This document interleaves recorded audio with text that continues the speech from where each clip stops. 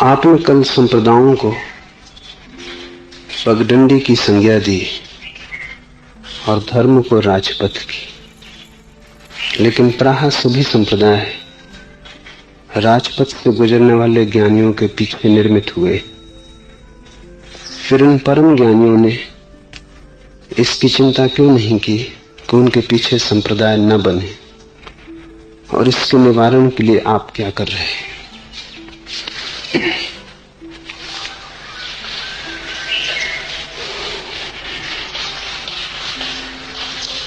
पहली बात कि ज्ञान को उपलब्ध व्यक्ति चिंता नहीं करते कि पीछे क्या होगा। पीछे की चिंता अज्ञानी करता है। ज्ञानी कोई चिंता ही नहीं करता।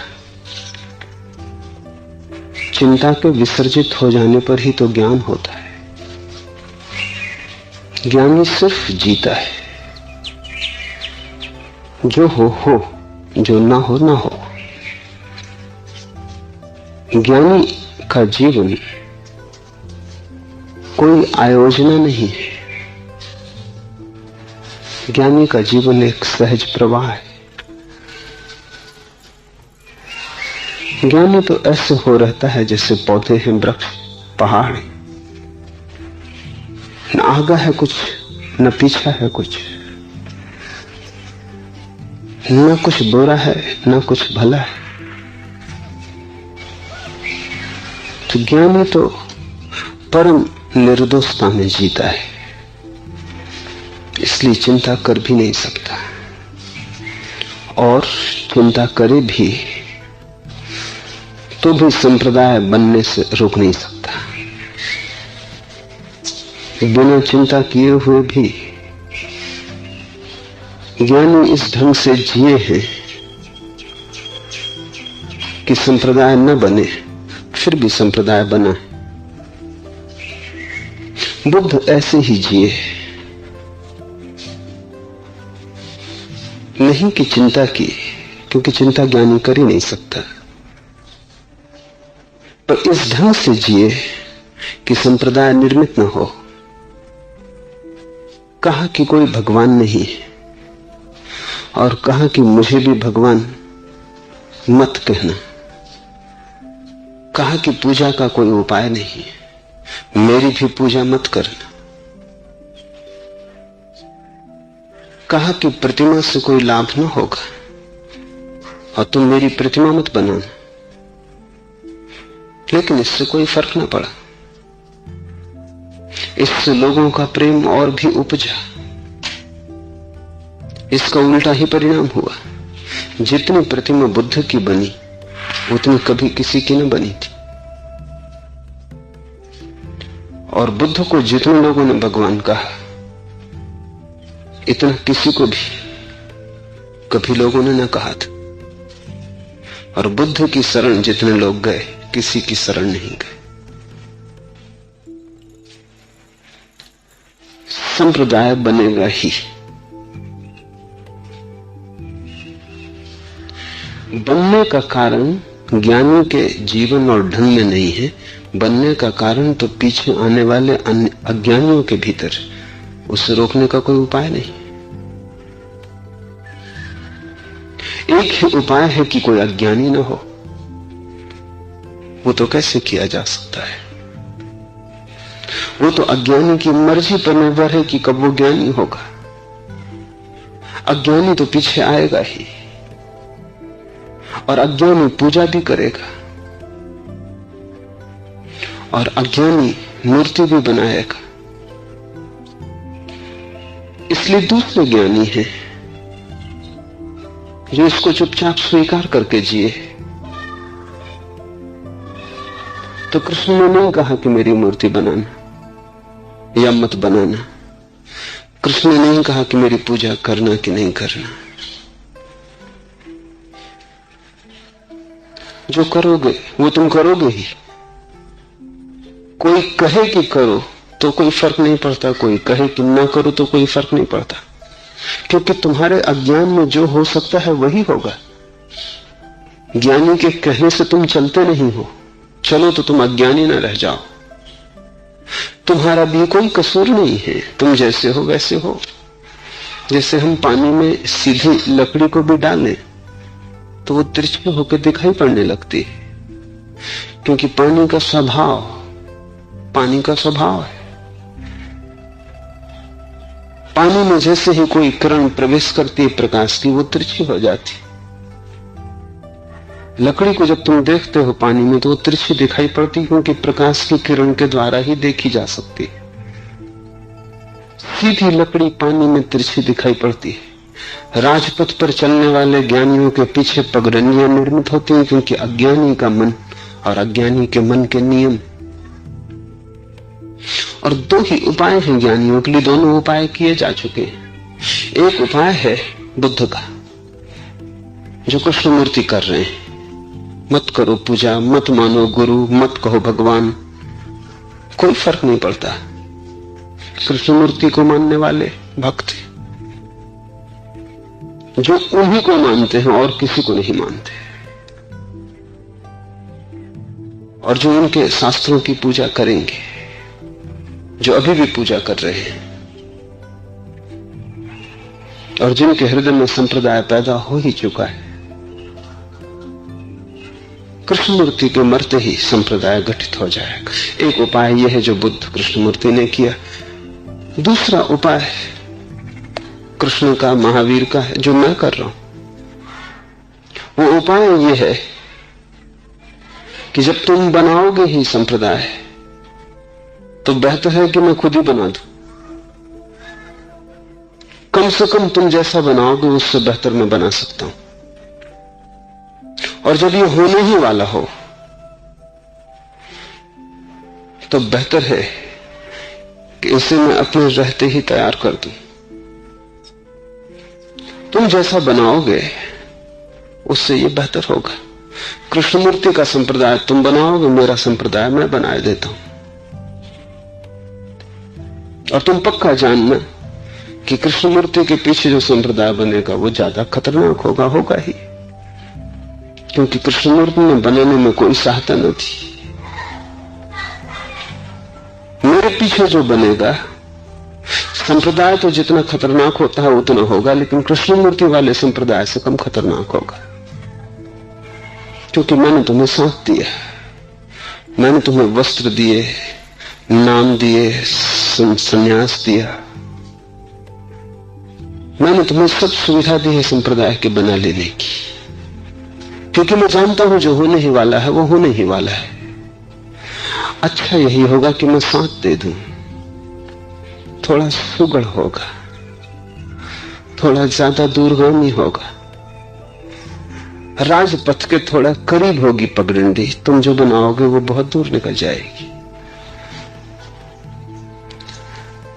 राजपथ के सहारे ही बनेगी तो राजपथ के किनारे किनारे ही होगी। उस पगडंडी से राजपथ पे आ जाना ज्यादा मुश्किल न होगा। जब भी तुम चाहोगे एक छलांग हो तुम राजपथ पर आ जाओगे। अगर तुम मैं कहूं कि मत बनाओ संप्रदाय फिर बनाओगे तो मेरे विपरीत बनाओगे, जैसा कि बुद्ध के विपरीत बना, जैसा कि कृष्णमूर्ति के विपरीत बन रहा है, बनेगा। जब तुम मेरे विपरीत बनाओगे तो राजपथ से बहुत दूर हट के बनाओगे, बनाना ही पड़ेगा क्योंकि मेरे विपरीत बनाओगे। राजपथ के पास में बनाने भी न दूंगा, तब उस पगडंडी से लौटना बहुत मुश्किल हो जाएगा। और दो ही उपाय, ज्ञानियों ने दोनों उपाय कर लिए हैं, कोई फर्क नहीं पड़ता, अपने अपने चुनाव की बात है। सवाल ज्ञानी की चिंता का नहीं है, सवाल तुम्हारी समझ का है।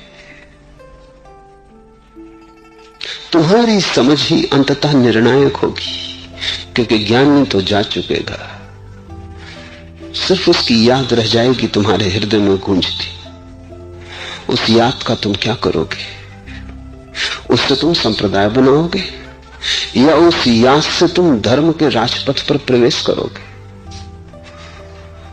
वो याददाश्त तुम्हें पुकारेगी स्वभाव और धर्म की तरफ, या उस याददाश्त को तुम अपनी तिजोरी में छिपा के पूजा करने लगोगे? वो याददाश्त पुकार बनेगी, आवाहन, प्यास, या वो याददाश्त एक खिलौना हो जाएगी और तुम उससे अपना मन बहलाओगे। ये तुम पर निर्भर है। ज्ञानी धर्म में जीता है, ये तुम पर निर्भर है कि तुम धर्म में जियोगे या संप्रदाय में। ये तुम्हारा निर्णय। और ज्ञानी क्या कर सकता है? ज्ञानी के लिए दो विकल्प हैं, वो दोनों ही किए गए हैं। मेरे अनुकूल यही है कि मैं तुम्हें सहायता दे दूं ताकि तुम पास ही अपनी पगडंडी बनाओ। तुम्हारी पगडंडी और मुझ में ज्यादा फासला ना हो, तो तब तुम जागो या तुम्हें जरा होश आए तो तुम छलांग ले सको, राजपथ पास ही हो।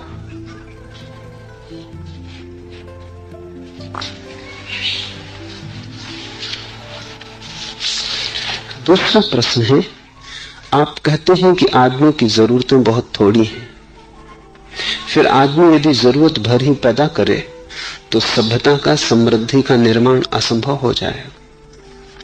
और आप ये भी कहते हैं कि समृद्धि में ही धर्म का उदय होता है, फिर आदमी क्या करे?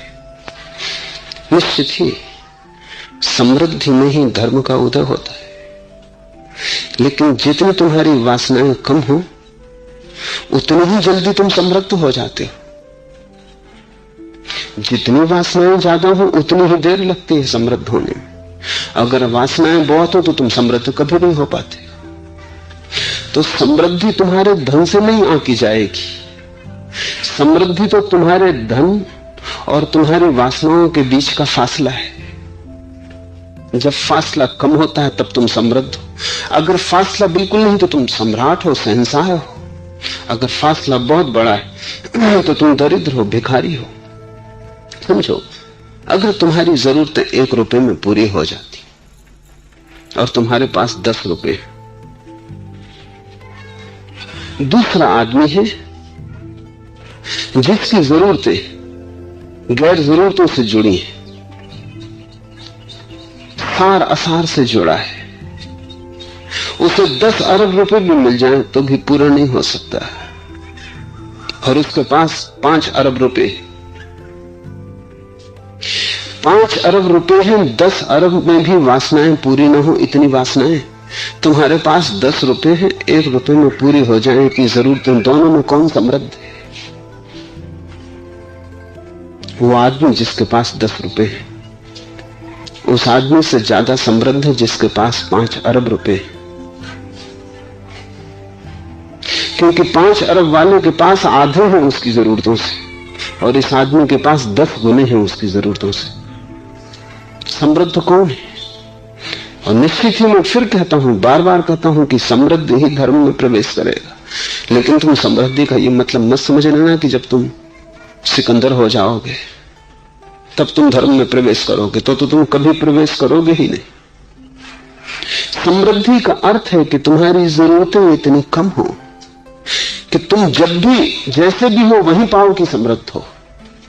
जब जरूरतें पूरी हो जाती हैं, थोड़ी ही तो जल्दी पूरी हो जाती है, देरी नहीं लगती, तुम पाते हो कि पूरी ही है। तब तुम्हारी जीवन ऊर्जा क्या करेगी? वही जीवन ऊर्जा तो धर्म की यात्रा पर निकलती है। तुम्हारी जरूरतें पूरी हैं, अब तुम क्या करोगे? अब तुम्हारे होने में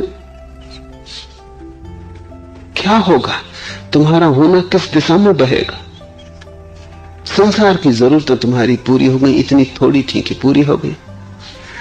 अब तुम मुक्त हो उस दूसरे संसार की यात्रा के लिए। अब तुम्हें यहां रोकने को कोई भी नहीं है। अब इस किनारे पे तुम्हारी नाव बंधी रहे इसकी कोई जरूरत नहीं। तुम तैयार हो दूसरे किनारे पर जाने को। नाव खोल सकते हो, खूंटियां छोड़ सकते हो, पाल फैला सकते हो। इस किनारे की जरूरतें पूरी हो चुकी। तो ध्यान रखना, यही तो मैं कहता हूं कि जो मैं कहता हूं तुम वही सुनोगे, इसमें संदेह है। जो मेरा अर्थ है तुम वही समझोगे, इसमें संदेह है। मैं निरंतर कहता हूं कि जब तक तुम समृद्ध न हो जाओगे तब तक तुम धार्मिक न हो सकोगे। और तुम जरूर अपने मन में यही अर्थ निकालते रहे, तभी तो यह प्रश्न उठा कि पहले सिकंदर हो जाना है, सारी दुनिया को जीत लेना है, तब फिर धार्मिक होंगे। वो मैंने कहा नहीं, तुमने उल्टा ही समझा। तुम समझे कि जरूरतों को बढ़ाते जाना है, समृद्ध होना है। मैंने कहा है कि तुम जरूरतों को घटाते जाना, व्यर्थ को छोड़ देना। जो बिल्कुल जरूरी है वो बहुत थोड़ा है। बहुत थोड़े में आदमी की तृप्ति हो जाती। तुम्हारी प्यास के लिए समुद्र की जरूरत नहीं है, छोटा सा झरना काफी है। और समुद्र से कभी किसी की तृप्ति हुई, वो दिखते ही बहुत बड़ा है। जाओगे तो पाओगे, वो तो प्यास बुझाता नहीं, प्यास को बढ़ाता है। धन से कभी किसी की तृप्ति हुई? धन समुद्र का खारा पानी, जितना पीते हो उतनी प्यास बढ़ती है, क्योंकि नमक ही नमक है। उतना ही कंठ सूखता है। आदमी मर जाए भला समुद्र का पानी पी के, जी नहीं सकता। पानी पीना हो तो छोटा सा कुआं जो तुम अपने आंगन में खोद ले सकते हो, जिसलिए तुम्हारा आंगन भी काफी बड़ा है। छोटा सा झरना, छोटी सी झील जिससे चुल्लू भर पानी वक्त पर निकल आए, उतना काफी है। तब तुम कैसे दरिद्र रह पाओगे अगर तुम थोड़े से राजी हुए। और जब मैं कहता हूं थोड़े से राजी हुए, तो तुम ये मत समझना कि मैं तुमसे कह रहा हूं तुम अपनी जरूरतों को दबाना, कि भूखे सो रहना, कि नंगे घूमना। ये मैं नहीं कह रहा हूं। मैं तुमसे इतना ही कह रहा हूं कि तुम्हारी जरूरतें ही समझ लेना ठीक से, कौन सी जरूरतें, उनको पूरा करना। गैर जरूरी जरूरतों को बीच में मत आने देना, क्योंकि उनका कोई अंत नहीं है। शरीर की सुनना, मन की मत सुनना। और सभी धर्मों ने तुम्हें कुछ उल्टा ही सिखाया है। वो कहते हैं मन की सुनना, शरीर की भर मत सुनना। और शरीर बिल्कुल थोड़े में तृप्त हो जाता है, मन ही अतृप्त है। कितना करोगे भोजन, कितना पानी पियोगे? शरीर के लिए चाहिए क्या? इसलिए तो तुम देखते हो कि शरीर में जीने वाले पशु पक्षी इतने प्रसन्न, क्योंकि जरूरत बिल्कुल थोड़ी है। आदमी भर अप्रसन्न है, क्योंकि आदमी की जरूरत मन की जरूरत है। मन का कोई अंत नहीं, वो काम ना किए जाता, वो वासना को बढ़ाए चला जाता है। तुम जहां भी पहुंचो वो वहीं कहता है कि ये मंजिल नहीं, मंजिल अभी दूर है, अभी पहुंचे कहां, थोड़ा और दौड़ो। तुम दौड़ते दौड़ते मर जाते हो, तृप्ति हाथ नहीं लगती। तो ये तो पहली बात समझ लो कि समृद्ध वही है जो अपनी जरूरतों को जरूरत समझता है और गैर जरूरतों को गैर जरूरत समझता है, जो अपनी आधार की जरूरतों को भर लेता है और जो व्यर्थ की बातों को, जो सिर्फ दिखावा है, सोने चांदी से न तो प्यास बुझती, हीरे जवाहरातों से न तो भूख मरती। तुम ही मर जाओ उनमें दब के, लेकिन भूख नहीं मर सकती उनसे। जिसने ये ठीक से समझ लिया कि व्यर्थ के विस्तार को छोड़ देना है, जो आवश्यक है वो शरीर को दे देना है, उसके जीवन में परम तृप्ति का स्वाद आता है। वही तृप्ति समृद्धि है। उसी समृद्धि के बाद धर्म की कोई संभावना है, नहीं तो नहीं। और आप पूछते हैं कि क्या होगा फिर सभ्यता का, समृद्धि का? असली सभ्यता की सुविधा बनेगी, असली समृद्धि आएगी, असली संस्कृति आएगी। अभी तो सब नकली है, क्योंकि नकली आदमी की आकांक्षा है, उसी पर सारा फैलाव है। तुम दौड़ रहे हो, बहुत कुछ होता हुआ दिखाई पड़ता है, बड़ा विराट उपक्रम, सभी लोग काम में लगे, लेकिन क्या पैदा कर रहे हैं? मैं हिसाब देखता था, अमेरिका में 50% श्रम व्यर्थ की चीजों को पैदा करने में लगाया जा रहा है, जिनकी कोई जरूरत ही नहीं। स्त्रियों के साज श्रृंगार का सामान, उसकी बिल्कुल भी जरूरत नहीं। उससे स्त्रियां सुंदर नहीं होती, बल्कि उनका जो सहज सौंदर्य है वो भी खो जाता है, उनका जो लावण्य है वो भी खो जाता है। होंठों पर लिपस्टिक लगाई हुई स्त्री का चेहरा तुम सुंदर समझते हो तो तुम्हारी सुंदर की परिभाषा में कहीं कोई भ्रांति है। जिस ओंठ पर लिपस्टिक लगा है वो खबर दे रहा है कि ओंठ की अपनी लाली खो गई है, ओंठ बीमार है, अब उसको ऊपर के पालिश से छिपाना पड़ रहा है। ओंठ जब सुंदर होता है खून की गति से तब उसकी बात और है। ऊपर के रंग रोगन से जब ओंठ लाल दिखाई पड़ता है तब तुम मूढ़ हो अगर तुम उसे सुंदर समझ रहे हो। वो तो घोषणा है इस बात की कि ओंठ का अपना लावण्य खो गया है, अब ओंठ का अपना सौंदर्य नहीं है, ये छिपावा है। जब कोई व्यक्ति सुंदर होता है तो आभूषण की कोई जरूरत नहीं रह जाती, तब ऊपर से रंग रोगन का कोई प्रयोजन नहीं रह जाता। पक्षी हैं, पौधे हैं, पशु हैं, बिना रंग रोगन के कितने सुंदर हैं। आदमी को क्या जरूरत है? आदमी ने सभी वास्तविकता खो दी, सब धोखा है। और अद्भुत हो तुम कि इसको तुम सौंदर्य भी मान लेते हो। स्वास्थ्य सौंदर्य हो सकता है, ऊपर से पोती गई कृत्रिम प्रसाधन की सामग्री सौंदर्य नहीं हो सकती। जब कोई व्यक्ति ठीक ठीक सुंदर होता है, शांत होता है, प्रसन्न होता है, प्रफुल्लित होता है, तो उसकी देह से एक गंध आती है, जो गंध बड़ी सौंधी है। जैसे कि जब पहली वर्षा होती है वो पृथ्वी से गंध उठती है, क्योंकि पृथ्वी प्रसन्न होती, तृप्त होती, प्यास बुझती। वैसी ही गंध शरीर से भी उठती है जब कोई व्यक्ति तृप्त होता है, शांत होता है। वैसी गंध को तुम खो चुके हो, वो नहीं उठती। शरीर से दुर्गंध उठती तो उसे छिपाने के लिए तुम्हें फिर बाजार से खरीदी हुई सुगंधों का उपयोग करना पड़ता है। वो सुगंध केवल इतनी ही खबर देती है कि तुम्हारा शरीर दुर्गंध से भरा होगा, अन्यथा छुपाते क्यों, अन्यथा दबाते क्यों? तुम जितना उपाय करते हो वो सब प्रवंचना है।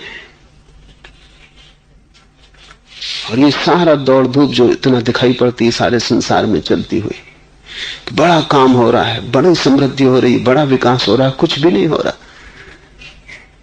इसमें से 50% तो बिल्कुल व्यर्थ है। शेष 50% में 40% ऐसा है जो कि युद्ध, संघर्ष, कलह की तैयारी में जा रहा है। 50% प्रसाधन के साधन है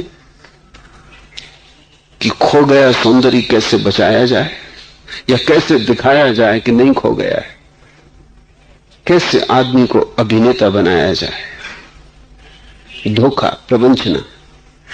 बाकी 40% युद्ध के लिए, 50% खो गए जीवन के सौंदर्य को धोखा देने के लिए, और 40% जीवन को अंत करने के लिए कि जो थोड़ा बहुत जीवन बचा है उस पर हाइड्रोजन बम और एटम बम कैसे गिराया जाए। ये 90% मनुष्य की सभ्यता है, बाकी 10% बचता है। उस 10% में आधी दुनिया भूखी है। एक जून रोटी लोगों को नहीं है, छप्पड़ नहीं है, औषधि नहीं है, और जीवन कीड़े मकोड़ों जैसा है। ये हमारी सभ्यता है।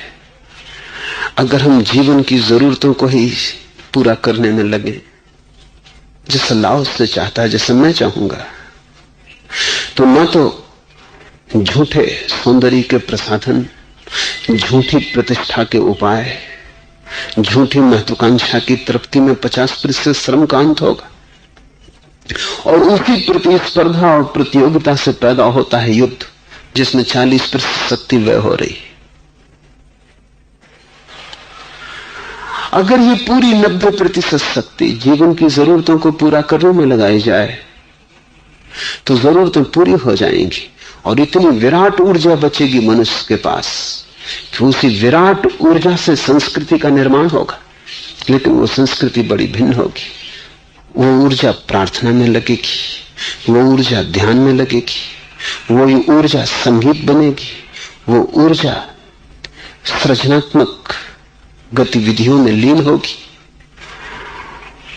और जब भी तुम कुछ बना लेते हो, एक छोटी मूर्ति, एक छोटा चित्र, एक नया गीत, एक नया धुन निकाल लेते हो, और जब ये धुन तुम्हारे भीतर की तृप्ति से निकलती है,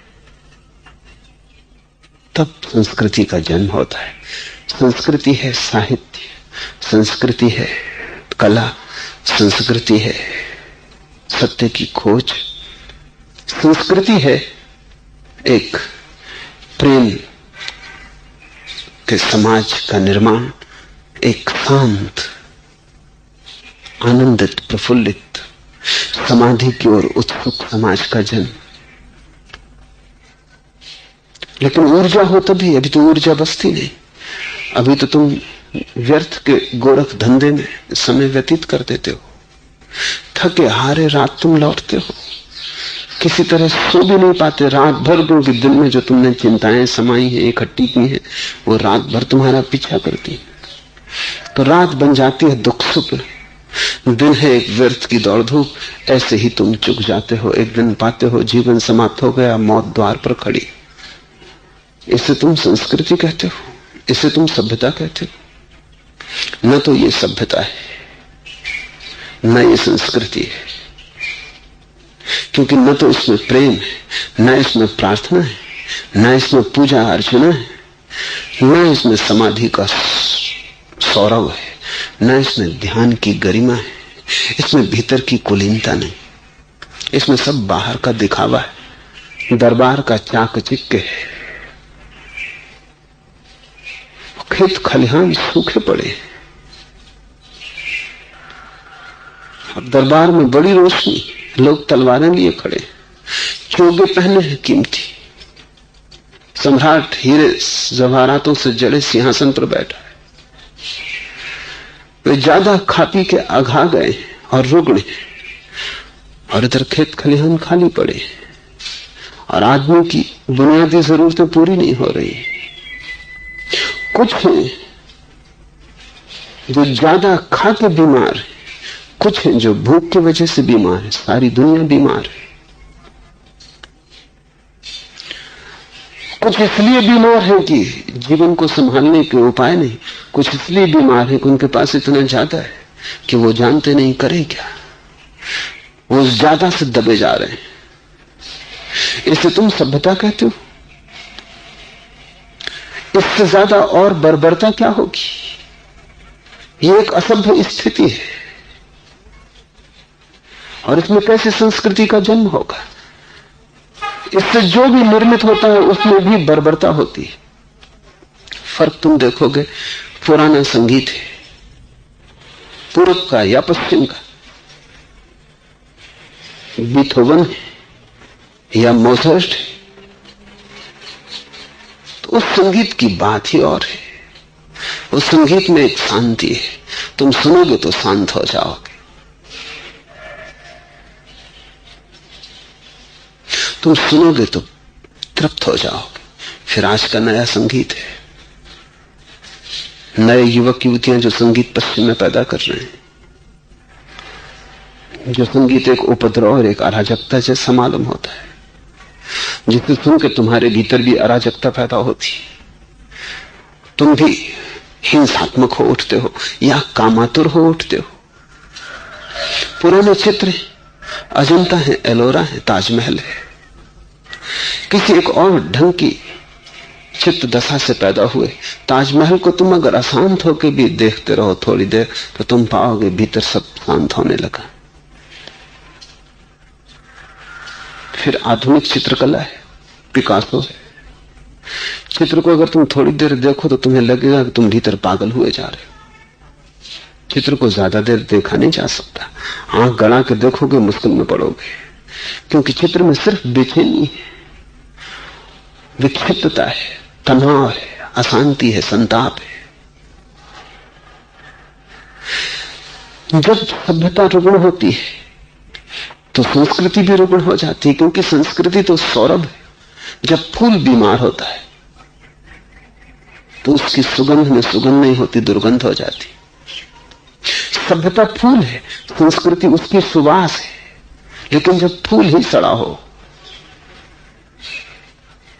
तो फिर सुवास कहां? इसलिए सब दिशाओं में संस्कृति भी रुग्ण हो गई है। नहीं, संस्कृति तो तभी पैदा होगी जब लोग इतने तृप्त होंगे और लोगों के पास इतना जीवन बचेगा। जो बचता है अभी युद्ध में खो जाता है। युद्ध कोई संस्कृति है?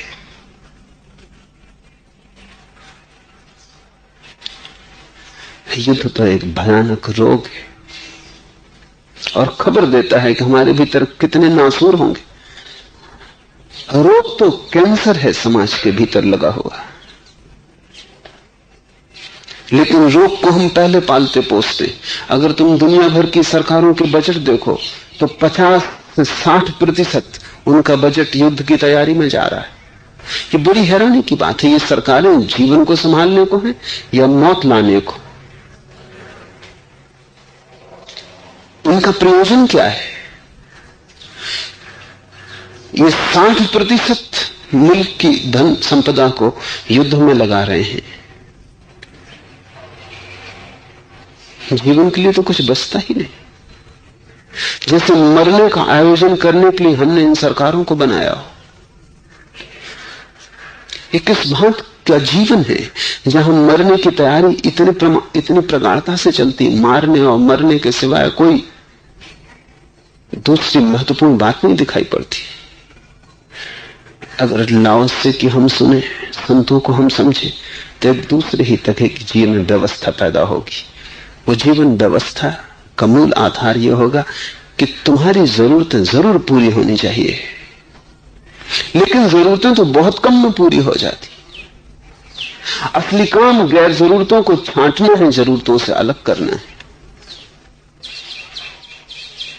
घास फूस को अलग करो। तुम्हारी बगिया में बहुत ज्यादा घास फूस है, उसमें गुलाब पैदा नहीं हो सकते। वो घास फूस ही सब पृथ्वी की शक्ति को खा जाता है। उसे अलग करो अगर तुम चाहते हो कि फूल खिले। फूल तो बड़े कम में खिल सकते हैं, लेकिन उतना भी तो बचता नहीं।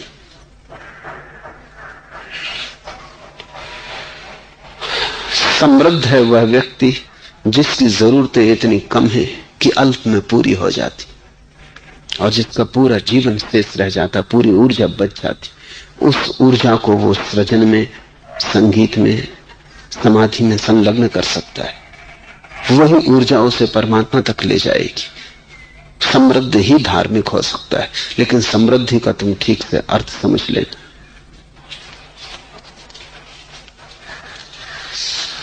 तीसरा प्रश्न, आपने कहा कि भगवान सदा सबको जरूरत से ज्यादा ही देता है और यह कि उसकी स्वीकृति ही संन्यास है।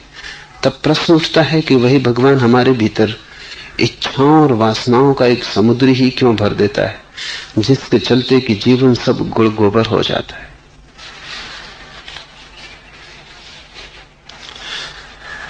वासना जरा भी बुरी नहीं।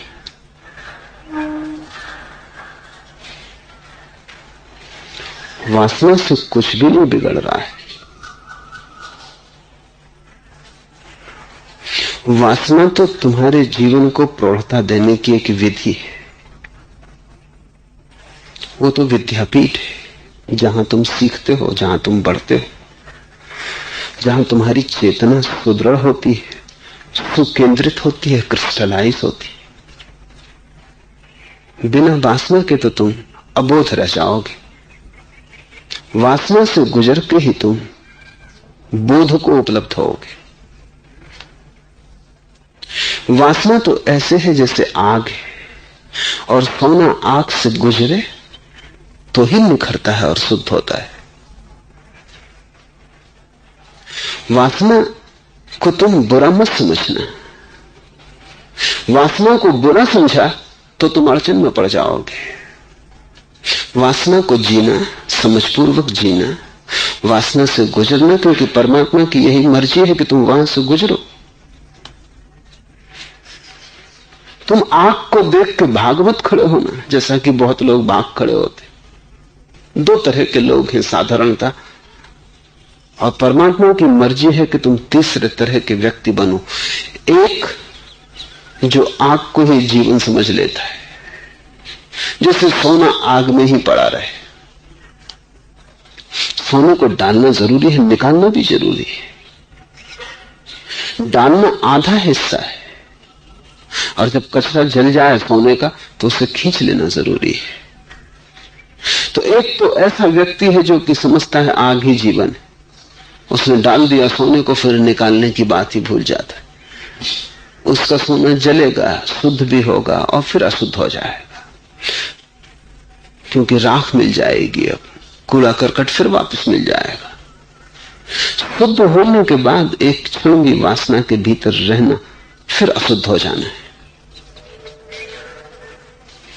दूसरे तरह का आदमी ये देख के कि कुछ लोग आग में पड़े पड़े राख कचरे कूड़े से भर गए, भाग खड़ा होता है, आग से हिमालय चला जाता है, संन्यास ले लेता है, साधु मुनि बन जाता है।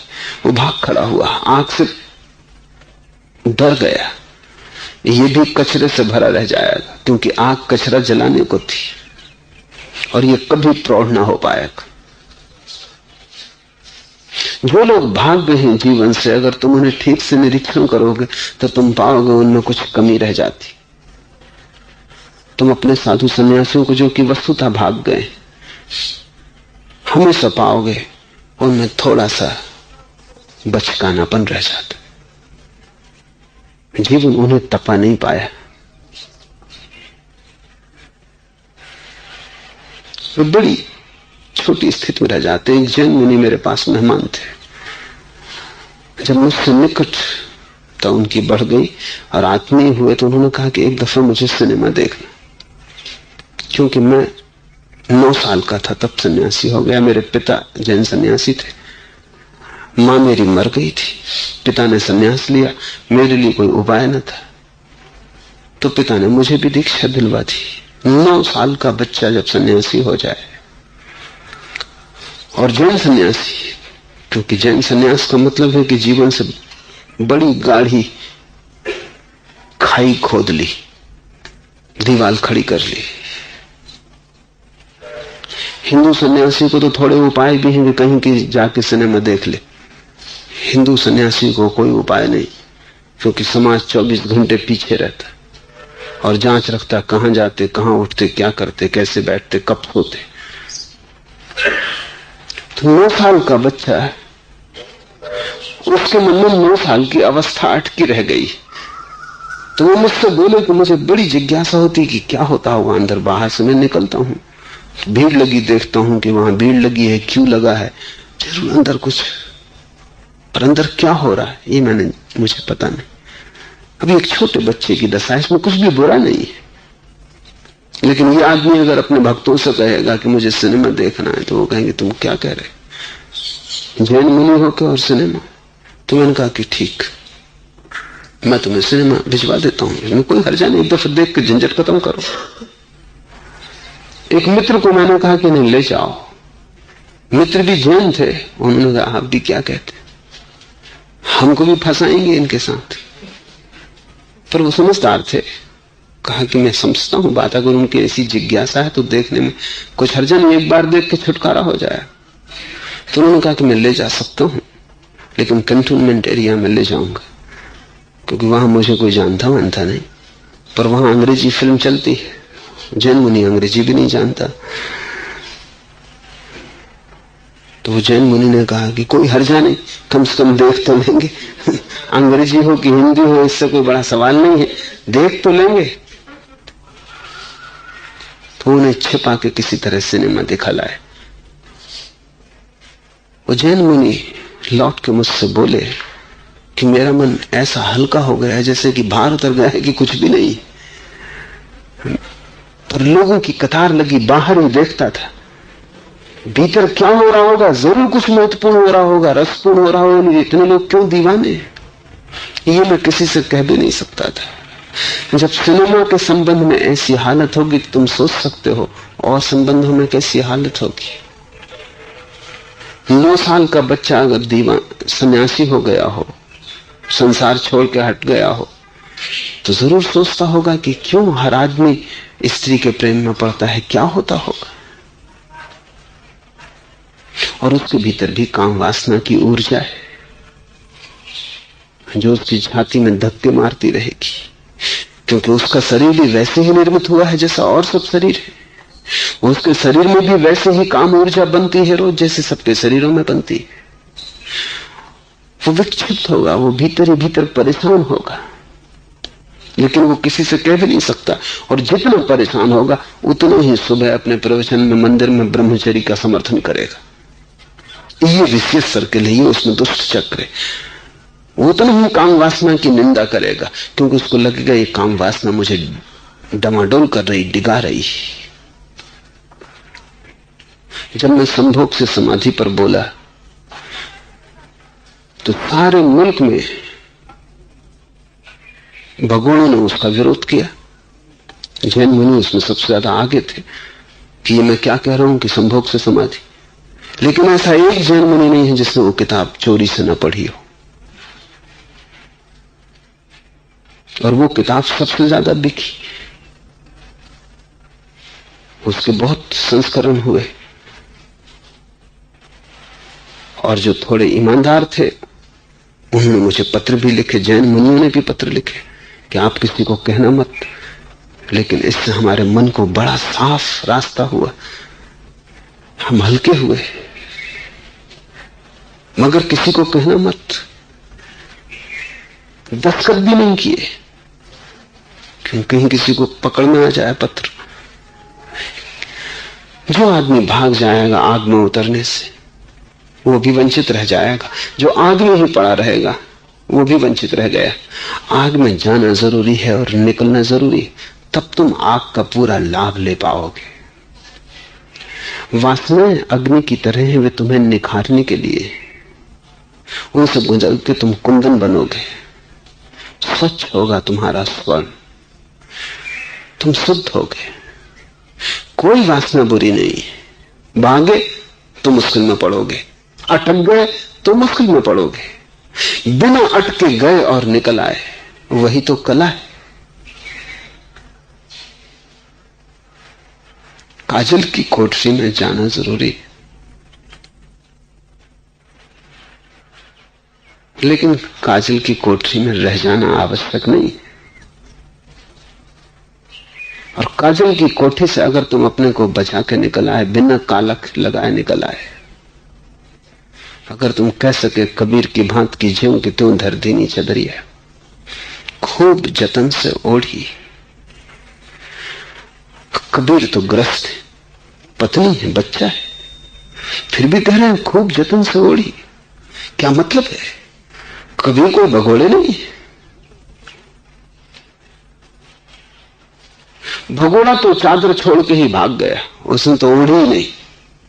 और कबीर कोई भोगी भी नहीं है कि चादर ओढ़े ही पड़े रहे जब तक कि चादर कफन न बन जाए। कबीर ने ओढ़ी भी, जतन से ओढ़ी, संभाल के रख दी। और कहते हैं परमात्मा को वैसी की वैसी वापस लौटा दी जैसी उसने दी थी, जरा भी मैली न होने थी।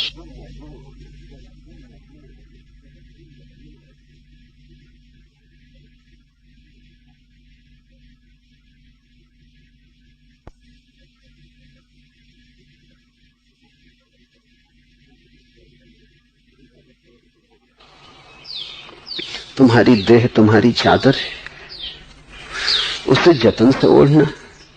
तुम्हारी वासनाएं तुम्हारी चादर है, उन्हें जतन से ओढ़ना। और परमात्मा का दान उनमें भी देखना, क्योंकि उनके बिना तुम कभी भी निखार को उपलब्ध ना हो सकोगे। तुम्हें गलत से गुजरना ही पड़ेगा ताकि तुम अपने ठीक को ठीक ठीक से पहचान पाओ। गलत पृष्ठभूमि है, काला ब्लैक बोर्ड है जिसमें हम सफेद रेखा खींचते हैं। तुम्हारी वासना काला ब्लैक बोर्ड है, उस पर ही तुम्हारी आत्मा की सफेद लकीर खींचेगी। तुम ब्लैक बोर्ड के दुश्मन मत हो जाना, नहीं तो तुम सफेद लकीर कभी खींच ही ना पाओगे। वासना और आत्मा एक कंट्रास्ट है, एक विपरीतता है। तुम वासना को पृष्ठभूमि बनाओ और आत्मा को तुम बनाओ सफेद लकीर। फिर तुम धन्यवाद दे पाओगे परमात्मा को। फिर तुम ये ना कहोगे कि इतनी वासनाएं हमें क्यों थी, तब तुम ये कहोगे कि तेरी बड़ी कृपा है कि तूने वासनाएं दी, अन्यथा हम इस आत्मा को कैसे पहचानते।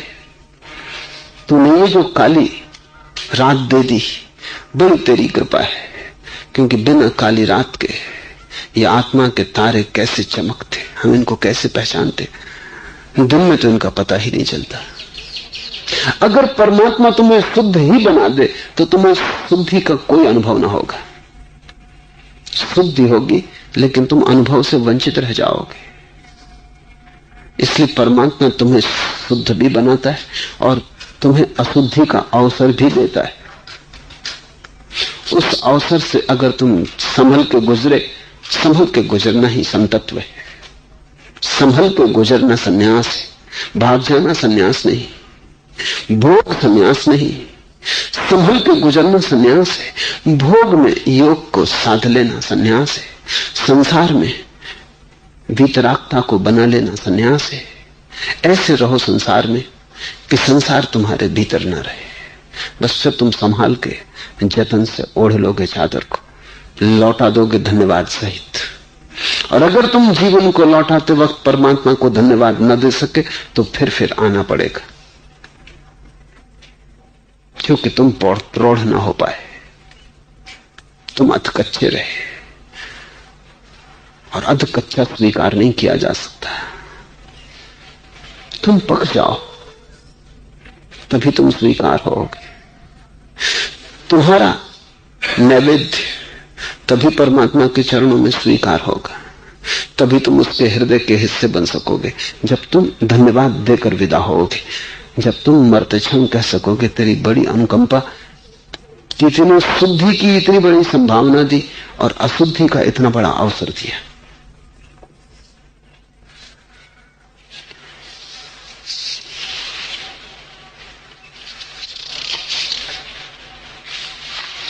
चौथा प्रश्न, माना जाता है कि मनुष्य विकास का श्रेष्ठतम बिंदु है और मनुष्य ही विकसित होकर भगवान हो जाता है। तब ताओ में प्रवेश आगे का विकास है या पीछे लौटना है? तो दोनों। पीछे लौटना ही आगे का विकास, पीछे जाना ही आगे जाना है। क्योंकि पीछे मूल स्रोत है, जहां से तुम आए हो वहीं पहुंच जाना अंतिम लक्ष्य है। क्योंकि मूल उद्गम ही आखिरी मंजिल है। तुम वर्तुल बन जाओगे तभी तुम पूर्ण होगे। तुम एक वर्तुल खींचते हो तो जहां से तुम शुरू करते हो, जिस बिंदु से वर्तुल को, वहीं वर्तुल वापस लौट जाता है। और वर्तुल इस जगत में पूर्णता का चिन्ह है। इसलिए तो हमने वर्तुल को शून्य का भी चिन्ह बनाया है। शून्य और पूर्ण एक ही चीज को कहने के दो ढंग हैं। तुम्हें वहीं लौट जाना है जहां से तुम आए हो। और ध्यान रखना, जब तुम लौटोगे तो तुम वहीं न रहोगे कि जैसे तुम तब थे जब आए। क्योंकि सारी यात्रा, ये यात्रा पथ तुम्हें प्रौढ़ कर देगा, तुम्हें जगा देगा, होश से भर देगा। संसार से गुजरना है और पहुंच जाना है वापस मूल स्रोत पर। इसलिए तो कहते हैं कि जब कोई दोबारा बच्चा हो जाता है फिर से बुढ़ापे में, जब कभी बूढ़ा फिर बालक जैसा हो जाता है, तो संतत्व का उदय हुआ। फिर से वर्तुल पूरा हो गया। अगर तुम बुढ़ापे तक चालाक रहे, जैसा कि अक्सर होता है, तो वर्तुल पूरा नहीं हुआ। तुम फिर फेंके जाओगे, तुम स्वीकार नहीं किए जा सकते, तुम अभी योग्य नहीं हुए, तुम आधे हो। जब कोई बुढ़ापा आते आते फिर इतना ही सरल हो जाता है जैसे छोटा बच्चा, इसी को हम संतत्व कहते हैं, इसी को लाओस से परम उपलब्धि कहता है। बच्चे के पास सब है, सिर्फ होश नहीं है। होश अनुभव से आएगा। अगर तुम फिर से होश पूर्वक बालक हो गए तो सब पा लिया, तो पीछे लौटना है, वही आगे जाना है, मूल को पाना है, क्योंकि वही अंत है। स्वभाव को उपलब्ध करना है। स्वभाव था ही तुम्हारे पास, लेकिन तब तुम होशपूर्ण न थे। होशपूर्वक पुनः स्वभाव को उपलब्ध कर लेना। कहावत है कि जब कोई व्यक्ति दूसरे मुल्कों में जाता है और वापस लौटता है अपने देश, तभी अपने देश को ठीक से समझ पाता है, क्योंकि पहले अपना ही देश था, तौलने का कोई उपाय न था। ठीक है कि गलत, अच्छा है कि बुरा, सुंदर है कि कुरूप, नीतिक कि अनैतिक, कुछ भी पता नहीं चलता था, क्योंकि तुलना ही न थी। जब कोई व्यक्ति अनेक देशों में भटकता है, यात्रा का वही तो फायदा है, और फिर घर वापस लौटता है, तभी अपने देश को ठीक से पहचान पाता है। ठीक यही यात्रा संसार है, इसलिए तो हम उसे आवागमन कहते हैं, वो यात्रा है। और जब तुम अपने देश वापस लौटोगे, जैसे मानसरोवर से हंस आता है, भटकता है अनेक अनेक स्थानों, और अनेक स्थानों में भटक भटकते उसे याद आनी शुरू होती मानसरोवर की, घर की याद आती। और जब वापस मानसरोवर पहुंचता है तो तुम जानते हो उसका आनंद। इतनी अशुद्धियों से गुजर के, इतने अशुद्ध वातावरणों से गुजरकर, इतनी धूल धमास और व्यर्थ की दुनिया से गुजरकर पहली दफा मानसरोवर की शुद्धि, निर्मलता, निर्दोष वातावरण, मानसरोवर का महासुख पहली दफा उसकी समझ में आता है। कबीर कहते हैं बार बार, चल हंसा वा देश, अपने घर लौट चल, उस देश लौट चल जहां से हम आए। अब बहुत हो गई यात्रा, देख लिया सब, पाया कुछ भी नहीं, अब अपने घर लौट चले। ये घर लौटना, यद्यपि उसी घर में लौटना है जहां से तुम आए, लेकिन बड़ा नया है, क्योंकि तुम नए हो गए, तुम्हारे अनुभव ने तुम्हें निखारा।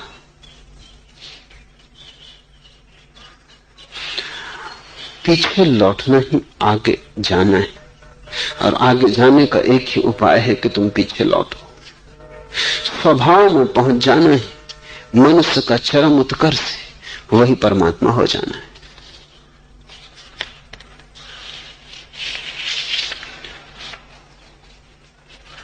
छठवां प्रश्न, अल्लाह से कहते हैं कुछ भी करने की जरूरत नहीं, समझ काफी है।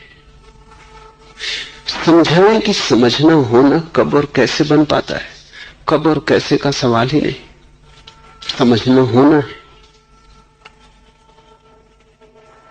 लेकिन तुम्हें सवाल उठता है, तुम्हें सवाल इसलिए उठता है कि तुम सोचते हो कि समझना एक चीज है और होना दूसरी चीज है।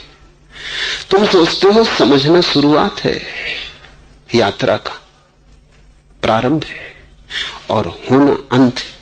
नहीं, समझने होने में रत्ती भर का भी फासला नहीं, इंच भर का भी फासला नहीं।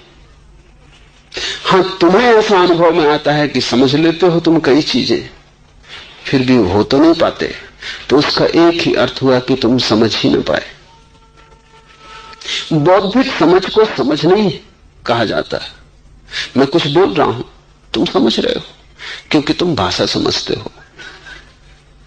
हो सकता है मुझसे बेहतर समझते हो, तुम भाषा का गणित समझते हो, भाषा का तर्क समझते हो, तुम पढ़े लिखे हो, बुद्धिमान हो, विचार कर सकते हो,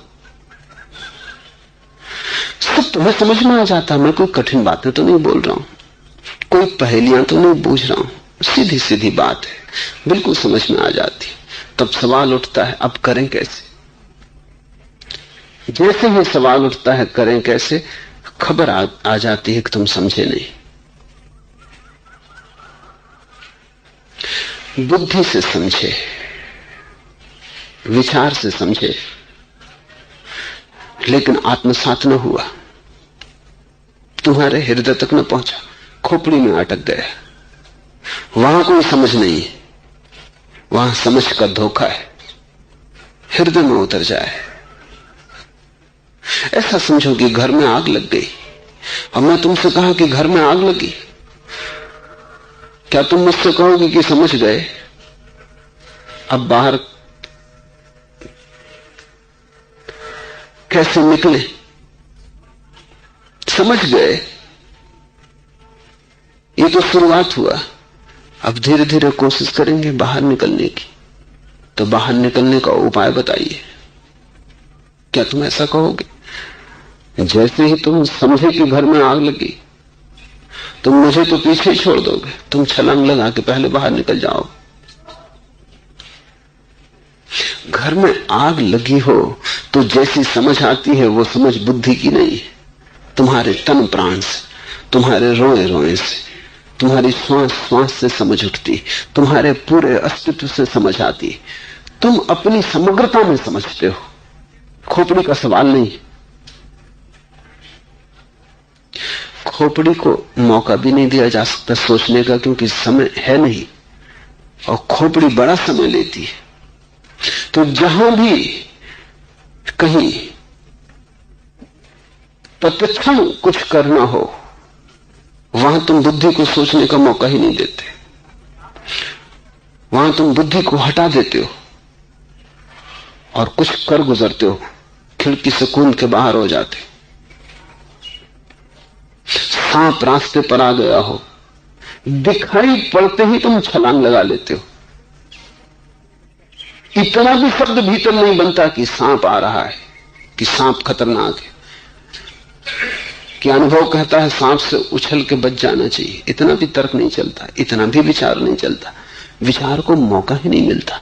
तुम अपनी समग्रता से, इधर सांप दिखा नहीं कि उधर तुम कूदे नहीं, इन दोनों के बीच फासला नहीं होता।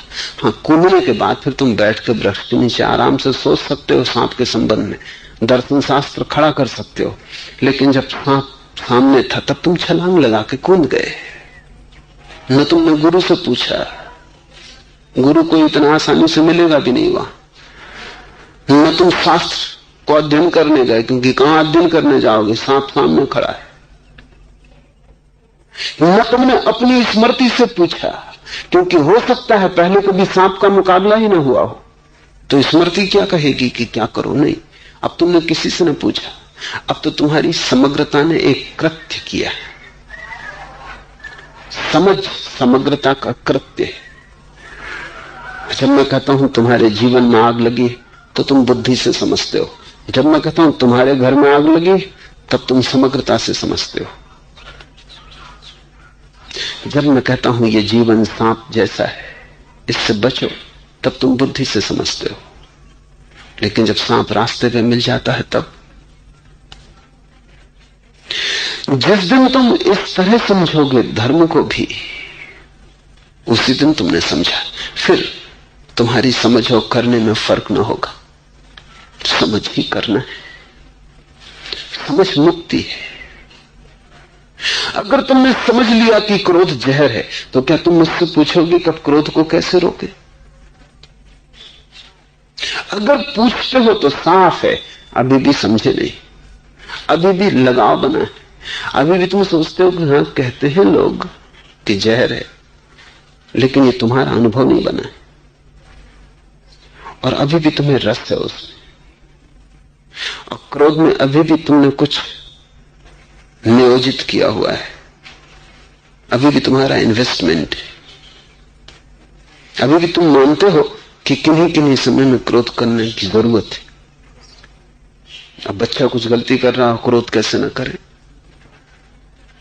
कि अगर क्रोध न करें तो पत्नी सुनती ही नहीं, अगर क्रोध न करेंगे तो किसी का सुधार कैसे होगा? अभी क्रोध से तुम्हारे लगाव भीतर बने, अभी क्रोध का जहर तुम्हें दिखाई नहीं पड़ा।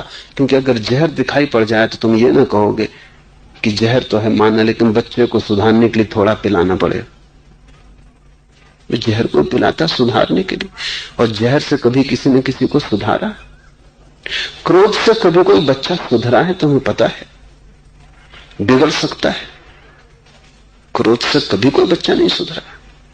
क्रोध से कोई व्यवस्था बनी है? बिगड़ सकती है, बनने की क्या संभावना है? और अगर क्रोध से कोई व्यवस्था बनेगी भी तो धोखा होगा, झूठ होगा। तुम्हारी पत्नी अगर तुम्हारे क्रोध के कारण शांत भी रहेगी तो वो शांति नहीं हो सकती, उसके भीतर आग जलती रहेगी, और उस शांति से प्रेम का कोई जन्म नहीं हो सकता। वो तुम्हारी गुलाम हो जाएगी, लेकिन तुम्हारी प्रेसी न हो पाएगी। और गुलाम घृणा करता है, प्रेम नहीं।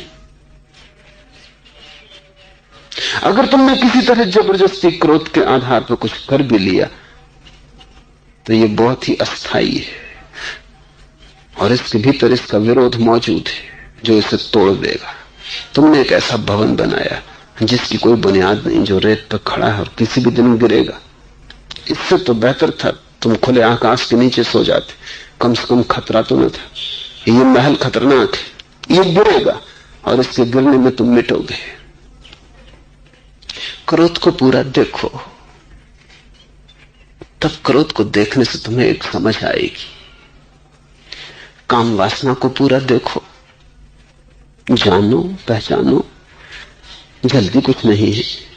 किसी की मान के मत चल पड़ो, तब तुम पाओगे कि ये तो व्यर्थ है।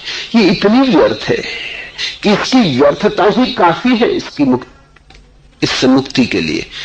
अगर अतिरिक्त कुछ करना पड़े कि जाके मंदिर में कसम लेनी पड़े कि अब मैं ब्रह्मचर्य का व्रत लेता हूं, तो वो तुम्हारी कसम लेना ही बता रहा है कि तुम अभी समझ नहीं पाए, और समझ की जो कमी है वो तुम व्रत से पूरा कर रहे हो। जिसने जान लिया वो व्रत लेगा ब्रह्मचर्य का, जिसने जान लिया बात खत्म हो गई। वो मंदिर जाएगा, वो किसी के सामने घोषणा करेगा। वो घोषणा और मंदिर और किसी गुरु के सामने व्रत लेना सिर्फ तरकीब है। वो तरकीब है कि 4 आदमियों के सामने इज्जत का सवाल हो गया, तो अब इज्जत के नाम से किसी तरह अपने को रोकेंगे। लेकिन ब्रह्मचर्य कहीं इज्जत के कारण आता है? ब्रह्मचर्य समझ से आता है। ब्रह्मचर्य कहीं अहंकार, प्रतिष्ठा कि अब लोग हमको ब्रह्मचारी मानते हैं इसलिए अब कैसे ब्रह्मचर्य को छोड़ें, इससे आता है? ऐसा ब्रह्मचर्य 2 कौड़ी का है, आ ही नहीं सकता। तब तुम रास्ते निकाल लोगे, तब तुम प्रतिष्ठा को भी बचाओगे, छुपे रास्ते भी निकाल लोगे ब्रह्मचर्य से बचने के। तब तुम्हारे जीवन में पाखंड होगा, और पाखंड इस जगत में सबसे बड़ा पतन है, पाप नहीं। पापी भी सीधा साफ है, पाखंड इस जगत में सबसे ज्यादा कठिन अवस्था में। उसके जीवन में बड़ी जटिलता है, दिखाता कुछ है, करता कुछ है, कहता कुछ है, होता कुछ है। उसका जीवन बिल्कुल अस्त व्यस्त है। समझ को पहले समझ लो कि समझ क्या है। जब समग्र की है तभी हम उसे समझ कहते हैं। तुम बुद्धि की समझ को समझ मत मानना,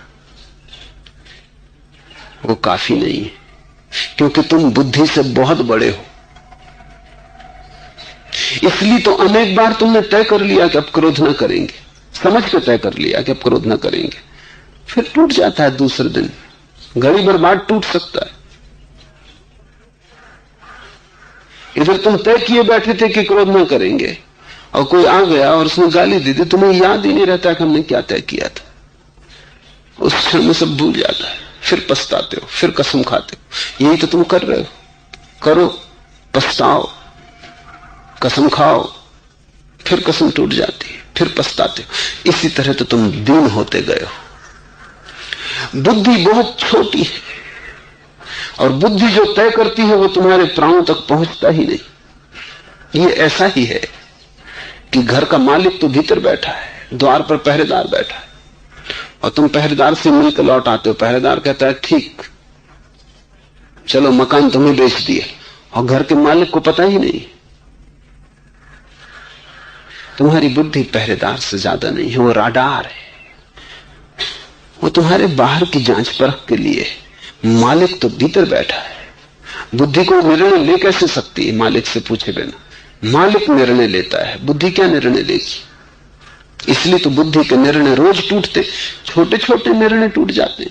एक आदमी सिगरेट पीता, वो कसम खाता है। एक तो सिगरेट पीने के लिए कसम खाना ही मूर्खता है।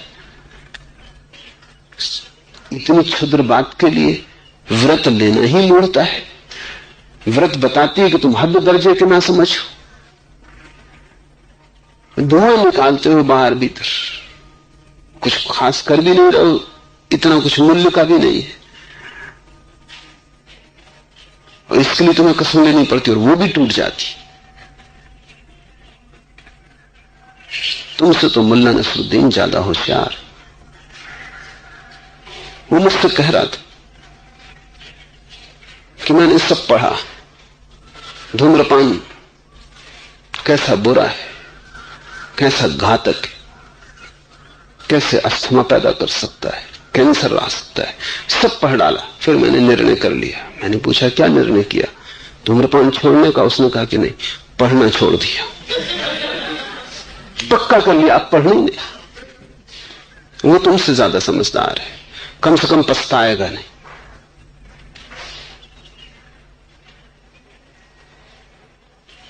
एक मेरे मित्र हैं, दिमाग थोड़ा खराब है, अक्सर पागल समझदारों से ज्यादा समझदार साबित होते।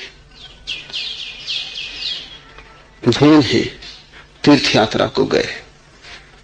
वहां जैन मुनि कोई ठहरे थे, उनको नमस्कार करने गए। तो जैसा जैन मुनि कहते हैं कि कोई नियम ले लो, कोई व्रत ले लो, तीर्थ यात्रा में आए हो तो कुछ करके जाओ। तो उन्होंने कहा अच्छी बात, ले लिया व्रत। तो उन्होंने पूछा क्या व्रत लिया? उन्होंने कहा अब तक धूम्रपान नहीं करता था, आपसे करूंगा। पागल है। लेकिन जब वो मेरे पास आए तो मैंने पूछा तुमने ऐसा क्यों किया? तो उन्होंने कहा कि इसमें कम से कम पछताने का मौका नहीं आया। कुछ छोड़ो, छूटता नहीं, तो उसमें पछतावा होता है, व्रत टूट जाता है। ये कम से कम टूटेगा नहीं, इतना पक्का है, पीते रहेंगे मरते दम तक। इतना तो रहेगा कि एक व्रत पूरा किया। तुम्हारे व्रत टूटते हैं क्योंकि बुद्धि से तुम सोचते हो। व्रत लेती ही बुद्धि है, और बिना जाने कि बुद्धि केवल पहरेदार है, घर का मालिक नहीं है। मालिक से पूछे बिना तुम क्या कर रहे हो? मेरी सुन के अगर तुमने समझा कि समझ आ गई तो तुम गलती में पड़ोगे। मुझे सुन के समझ आती होती तो समझ बड़ी सस्ती चीज, शास्त्र को पढ़ के आती बड़ी सस्ती चीज। समझ तो जीवन को जीने से आएगी। मैं तुमसे नहीं कहता कि क्रोध बुरा है, मैं तुमसे इतना ही कहता हूं कि क्रोध को परखो, जानो, पहचानो। जल्दी क्या है? क्रोध करो, क्रोध की पीड़ा झेलो, पछताओ, क्रोध को जियो, क्रोध के अंग अंग जानो, क्रोध को सब दिशाओं से पहचानो, तब समझ का उदय होगा। वो समझ मुझे सुन के ना आएगी, वो तो तुम क्रोध के साथ सत्संग में रहोगे तभी आएगी। होश पूर्वक रहना, उतना मैं तुमसे कहता हूं। नहीं तो क्रोध के साथ तो तुम जन्मों से रह रहे हो, समझ नहीं आई। क्योंकि जब तुम क्रोध करते हो तुम समझ का हिसाब ही छोड़ देते हो। तुम बेहोशी में क्रोध करते हो, उतना ही मैं तुमसे कहता हूं मत करो।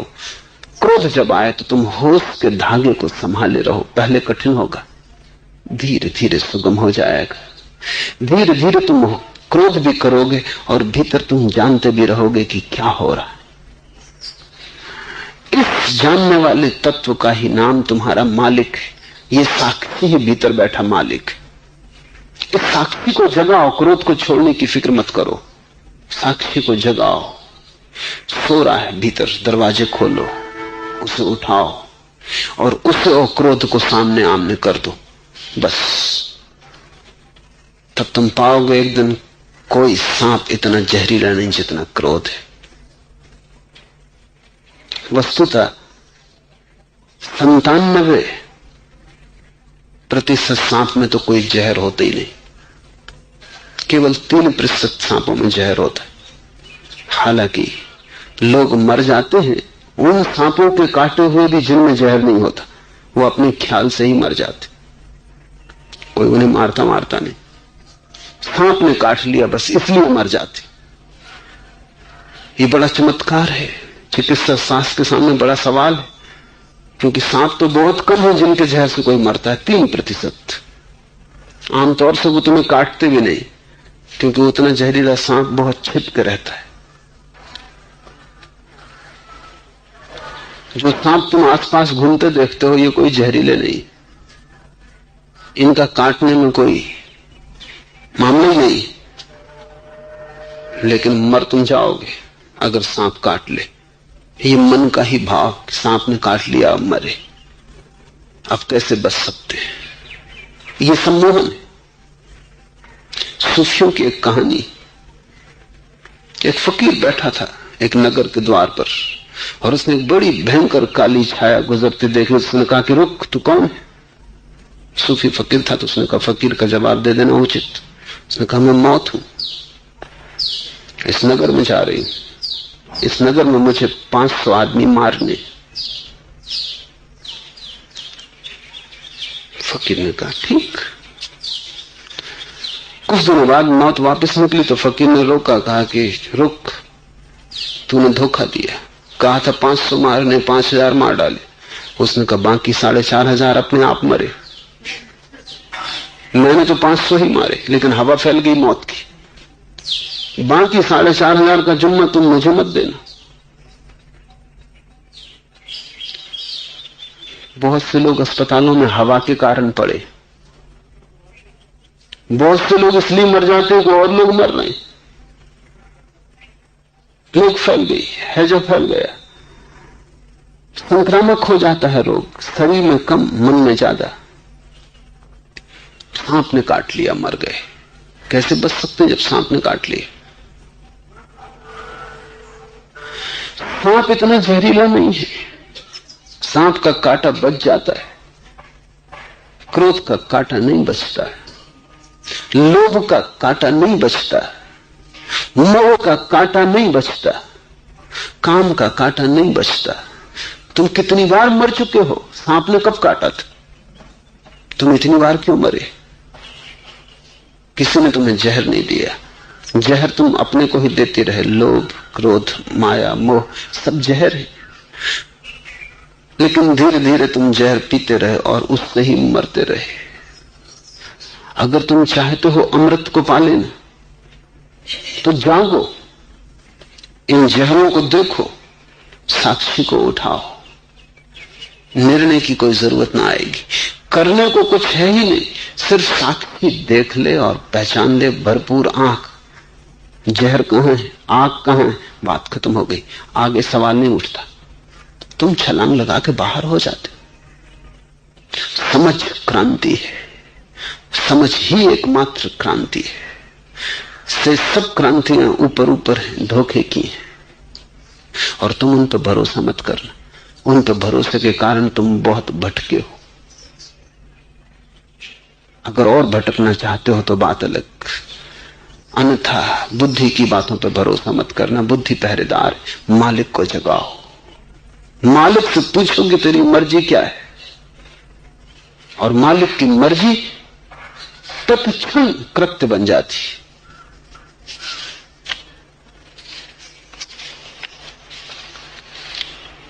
आखिरी सवाल, लाओत्से पर बोलते हुए आपने कहा कि जिस पर भरोसा न हो उसके लिए नीति, नियम और पुलिस की व्यवस्था की जाती, और आपने ये भी कहा कि बुरे आदमी में भी शुभ देखना गरिमा है। तो प्रश्न ये उठता है कि यहां आश्रम में सुरक्षा की इतनी कड़ी व्यवस्था क्यों है।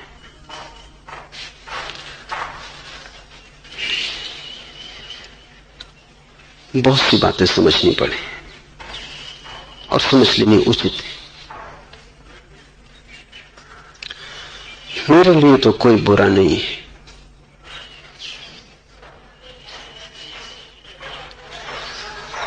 कोई शत्रु नहीं है। आश्रम में जो व्यवस्था है वो किसी शत्रु से बचने की व्यवस्था भी नहीं है।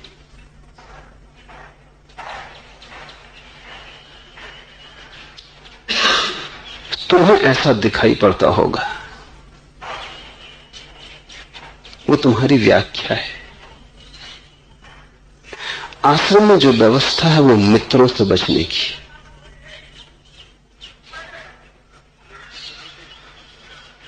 और शत्रुओं से कभी कोई किसी को बचा भी नहीं सका। कैसे बचा सकते हो? जीसस को सूली लग गई,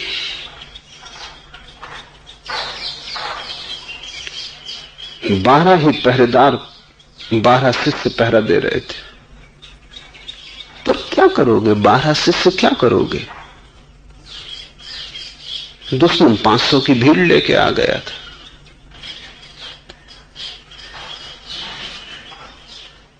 सब व्यवस्था तोड़ी जा सकती। फिर जीसस तो फकीर थे, लेकिन अमेरिका के पास जितनी व्यवस्था है लिंकन को, कैनेडी को बचाने की, वो भी नहीं बचा सकते। बचाना तो करीब करीब असंभव, शत्रु कभी नहीं बचा सकते। गांधी के लिए बचाने के सब उपाय थे। क्या करोगे? एक पागल आदमी खत्म कर दे सकता है। जिनसे तुम बचा लेते हो उनसे बचाने की कोई जरूरत ही नहीं, क्योंकि वो कोई खत्म करने को है नहीं। लेकिन जो खत्म करना चाहता है उससे तुम नहीं बचा पाते। अभी ललित मोहन मिश्र की जो मृत्यु हुई उसमें 1000 सैनिक चारों तरफ खड़े थे। क्या करोगे? एक पागल आदमी बम फेंक देता है। शत्रु से बचाने का तो कोई उपाय ही नहीं है। उस भूल में तो कोई कभी पड़े ही नहीं कि कोई शत्रु से कभी किसी को बचा सकता है। उसकी कोई जरूरत भी नहीं है। मेरे लिए कोई शत्रु है भी नहीं। उस दिशा में सोचने का कोई कारण नहीं है। ये व्यवस्था है मित्रों से बचाने की। मेरी परेशानी मित्रों से है, और परेशानी का कारण मुझे नहीं है, वो भी समझ लेना चाहिए। वर्षों तक मैं अकेला घूम रहा था सारे मुल्क में। काम करना असंभव हो गया। काम जिसको करने के लिए शरीर में मैं रुका हूं,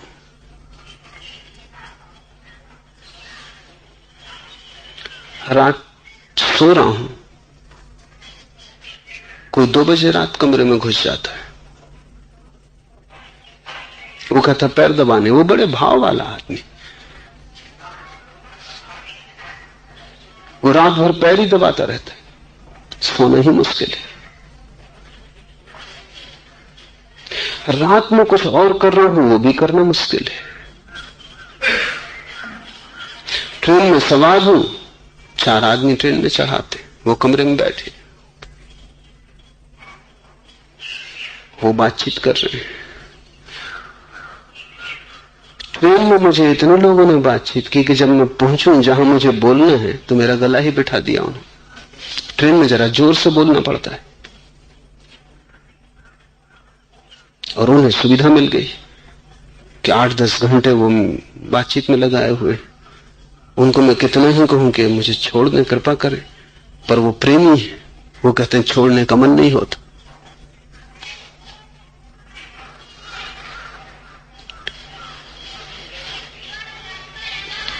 यहां भी खुला छोड़ा जा सकता है, मैं वृक्ष के नीचे हो सकता हूं, लेकिन तब जो मैं कर रहा हूं वो करना असंभव हो जाए।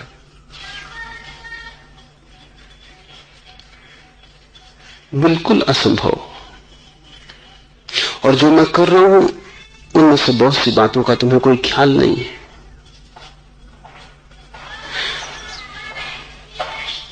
शंकराचार्य के जीवन में एक उल्लेख है।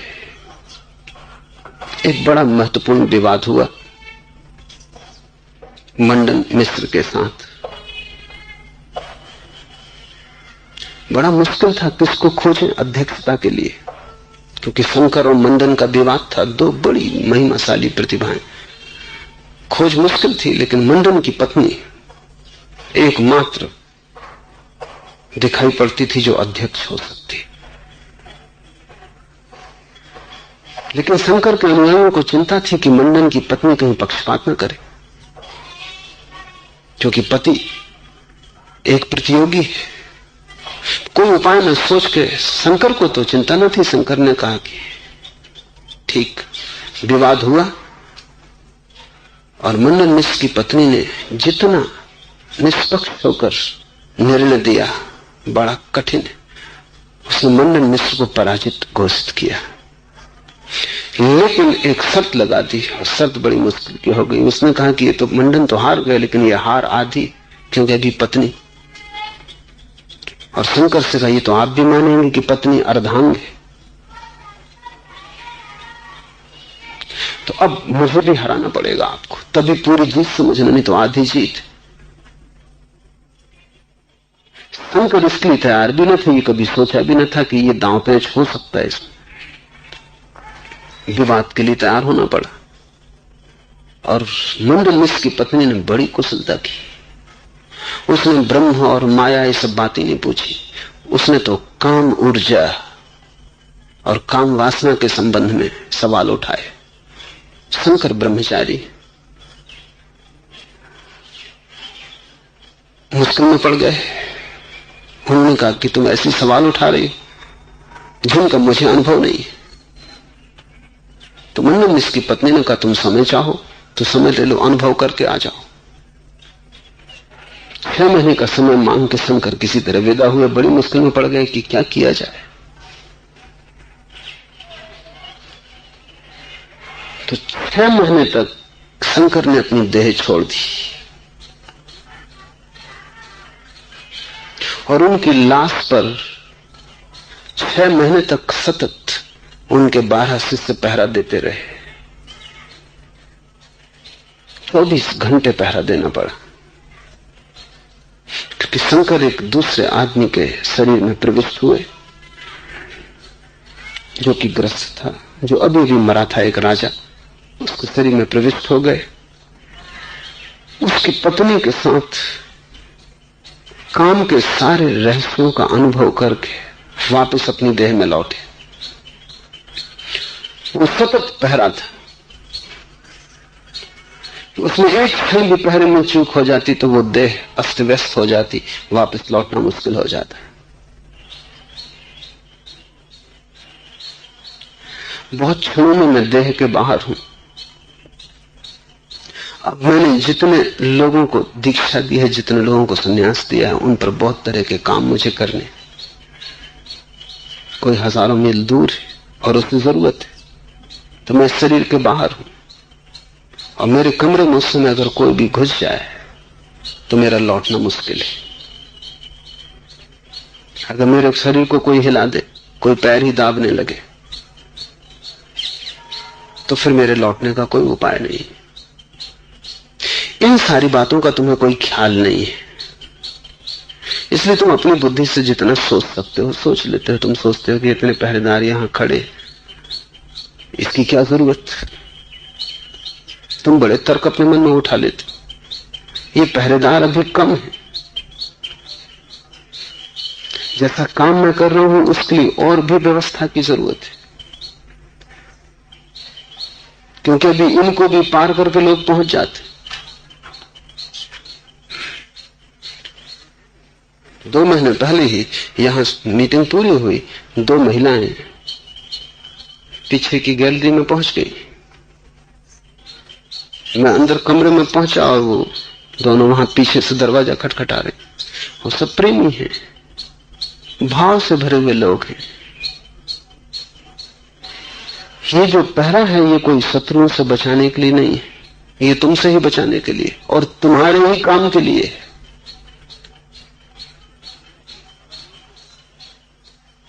और तुम अपने भावावेश में कुछ कर सकते हो,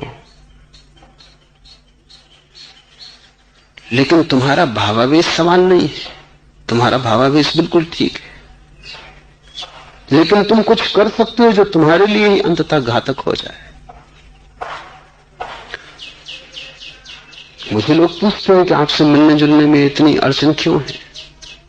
साधु संतों से मिलने जुलने में कोई अड़चन नहीं होती। मैं भी जानता हूं, मैं भी झाड़ के नीचे बैठ सकता हूं, पर तब मैं सिर्फ तुम्हारी पूजा ले सकता हूं, तुम्हारे लिए कुछ कर नहीं सकता। तो तुम्हारे साधु संत तुम्हारे लिए कुछ भी नहीं कर रहे हैं, मगर तुम बड़े प्रसन्न हो, क्योंकि जब चाहो तब तुम जाके मिल सकते हो। लेकिन काम असंभव है।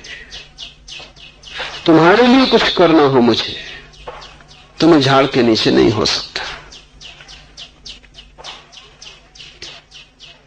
तुम्हारी बुद्धि से तुम सोचते हो कि क्यों मैं एयर कंडीशन कमरे में हूं।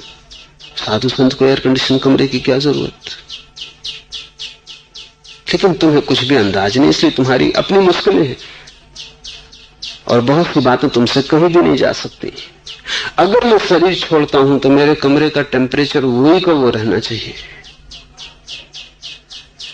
जिस टेम्परेचर में मैंने छोड़ा उसी टेम्परेचर में मैं शरीर में प्रवेश हो सकता हूं, नहीं तो संभव नहीं है। तो दो ही उपाय है, या तो मैं हिमालय की गुफा में चला जाऊं जहां टेम्परेचर बराबर रहता है, इसलिए हिमालय की गुफा खोजते रहे लोग। लेकिन तब तुम पे इतना काम न कर सकूंगा। अगर मुझे अपने पे काम करना हो तो हिमालय की गुफा ठीक है, लेकिन वो काम पूरा हो चुका है, मुझे अपने पे कोई काम नहीं करना है। अगर तुम पे काम करना है तो यहां भीड़ और बाजार और बस्ती में मुझे होना जरूरी है। तुम्हारी धारणाएं तुम्हारी समझ के ऊपर नहीं जा सकती। तुम्हारा भी कोई कसूर नहीं है, लेकिन जब भी तुम्हें यहां कुछ ऐसा मालूम पड़े जो तुम्हारी समझ के पार जा रहा है, तो जल्दी निर्णय लेने की कोशिश मत करना। कोशिश करना कि समझ थोड़ी और बढ़ जाए। जैसे जैसे तुम्हारी समझ बढ़ेगी वैसे वैसी चीजें तुम्हें साफ होने लगेंगी, वैसे वैसे तुम्हें दिखाई पड़ने लगेगा कि क्या प्रयोजन है। शत्रु से बचने का कोई सवाल नहीं है, कोई कभी किसी को शत्रु से बचा नहीं सकता, उसकी कोई जरूरत भी नहीं है। मित्रों से बचाने का सवाल है, क्योंकि वे ही अपने भावावेश में सारे काम को बाधा डाल दे सकते। तो मुझे निरंतर सख्त होता जाना पड़ेगा। अगर मैं सच में ही तुम्हें इसी जीवन में कहीं पहुंचा देना चाहता हूं तो मुझे और सख्त होता जाना पड़ेगा।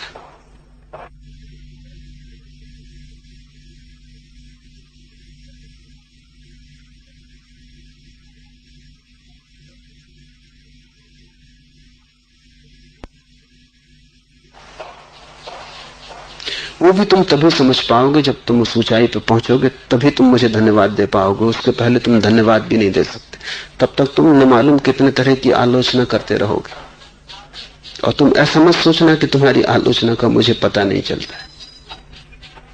तुम्हारी बुद्धि को मैं जानता हूं, इसलिए मुझे पता है कि उस बुद्धि से क्या क्या सवाल उठ सकते हैं। तुम्हारे बिना कहे मैं जानता हूं कि तुम्हारे सवाल क्या हैं।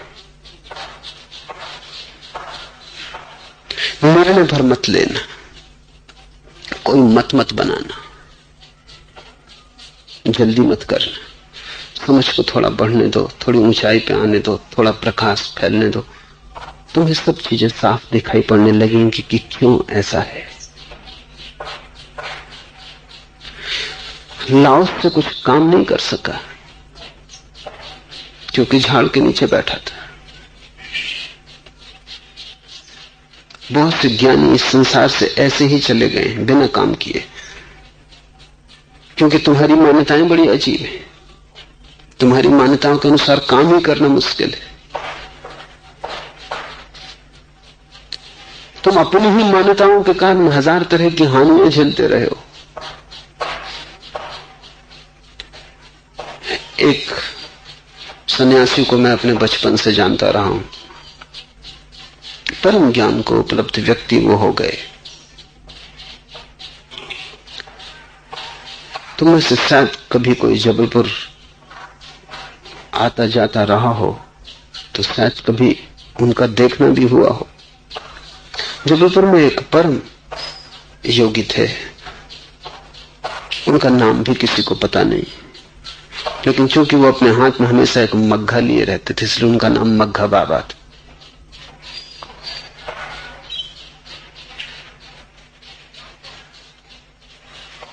वो कहीं भी बैठे रहते थे, खुले झाड़ के नीचे या किसी दुकान के बाहर छप्पर के नीचे, किसी की दहलान में। और जब भी मैं उनके पास कभी जाता है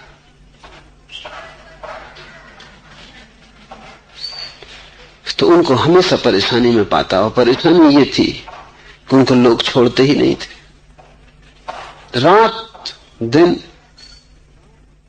लोग बैठे, क्योंकि लोगों को यह ख्याल था कि उनके चरण दबाने से बड़े पुण्य का अर्जन होता है और तुम्हारी मनोकामनाएं पूरी हो जाती। तुम सोच सकते हो कि उनकी क्या गति कर दी। 24 घंटे लोग उनके पैर दबा रहे हैं, ना वो सो सकते, उनको मतलब ही नहीं लोगों को उनसे, न वो कोई काम कर सकते, कोई उपाय ही नहीं। वहां कतार लगी रहती लोगों की, पांव दबा लिए तो दूसरा कतार लगाया खड़ा। और रात में जो लोग दिन भर काम करते रहते हैं, रिक्शे वाले हैं, ड्राइवर हैं, फला हैं, ठीक है, वो सब रात में वहां इकट्ठे। रात में कोई किसी के रिक्शे को काम नहीं है, रिक्शे वाले अपनी कतार लगाए खड़े हैं, मग्घा बाबा का पैर दबा रहे। मैं उनसे कहा कि आपका जीवन यूं ही जा रहा है, इस जीवन ऊर्जा का कोई उपयोग नहीं हो पा रहा। वो साधारणतः किसी से बोलते नहीं थे। एक दिन एकांत पाके मैंने उनको कहा तो उन्होंने कहा कि ऐसी जाएगा, पहले से ही गलती हो गई।